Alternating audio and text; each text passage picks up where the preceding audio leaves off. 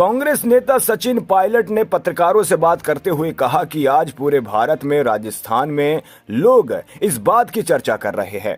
लोगों को चिंता खाई जा रही है कि जो पर्वतमाला आदि काल से करोड़ों लोगों के लिए सुरक्षा कवच के रूप में बनी हुई थी, उसे जानबूझकर खतरे की दिशा में कौन डाल रहा है। कोर्ट का हाल ही में जो वक्तव्य आया है उसमें सरकार को माना गया है 1,18,000 पहाड़ ऐसे हैं जो 100 मीटर से ऊपर है और मात्र 1,048 पहाड़ 100 मीटर से ऊपर के हैं। मतलब 90% से ज्यादा अरावली का जो क्षेत्र है वो परिभाषा से बाहर और असुरक्षित हो जाएगा। पूरे Bharat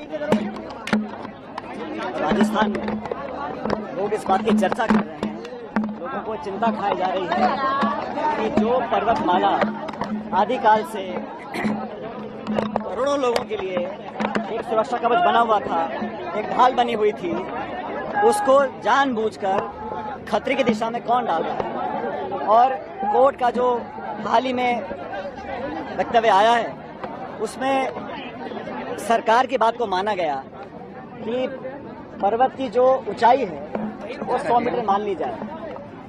forest survey of India का ये आंकड़ा है कि अरावलियों के पहाड़ों के अंदर 1,18,000 पहाड़ ऐसे हैं जो 100 मीटर से नीचे हैं और मात्र 1,048 पहाड़ ऐसे हैं जो 100 मीटर के ऊपर हैं। मतलब 90% से ज्यादा जो अरावली का क्षेत्र है वो परिभाषा से बाहर हो जाएगा, वो सुरक्षित हो जाएगा। अब सरकार बोल रही है कि हम बिना परमिशन के इजाजत नहीं देंगे। इस प्रकार के बैन पिछले 20 साल से अरावली में लगे हुए हैं, हरियाणा दिल्ली में लगे हुए हैं। जो अवैध खनन सरकार की नाक के नीचे से किया जा रहा है उसे रोकने के लिए सरकार क्या कर रही है? मुझे लगता है कि सरकार विवश है या उनकी नीयत में कुछ कमी है।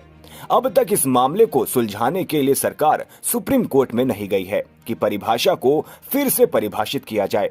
ये डबल इंजन नहीं बल्कि 4 इंजन वाली सरकार है और ये चारों इंजन दौड़ रहे हैं कि कैसे अलवर पर्वतमाला को खत्म किया जाए। लेकिन जो अवैध खनन हो रहा है, जो सरकार की नाक के नीचे अवैध खनन आज भी जारी है, उसको रोकने की सरकार क्या कर रही है? आने वाली पीढ़ियों का भविष्य अंधकार में डालना चाहते हैं। इतना प्रदूषण देश के अंदर है और जो रेगिस्तान का फैलाव है राजस्थान में वो रुका हुआ है अरावली पर्वतमाला की वजह से। अगर वो कुछ सालों के बाद नष्ट हो जाएगा तो दिल्ली तक रेगिस्तान पहुंच सकता है। चाहे वायु प्रदूषण हो, ग्राउंड वाटर हो, इकोलॉजी हो, बायोडाइवर्सिटी हो, हवा का प्रदूषण हो, उस सब में ये एक सुरक्षा कवच ढाल हमारे लिए है। और मुझे लगता है कि सरकार या तो विवश है या मजबूर है या नियत में कोई कमी है कि बार बार क्लैरिफिकेशन दे रहे हैं, स्पष्टीकरण कर रहे हैं, लेकिन अभी तक इस मामले को सुलझाने के लिए सुप्रीम कोर्ट सरकार नहीं गई है ताकि परिभाषा को दोबारा से प्रस्तुत किया जाए।